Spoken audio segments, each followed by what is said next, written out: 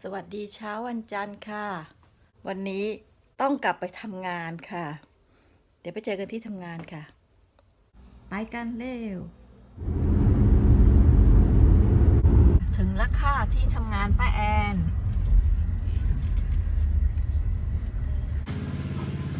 Good morning Jonna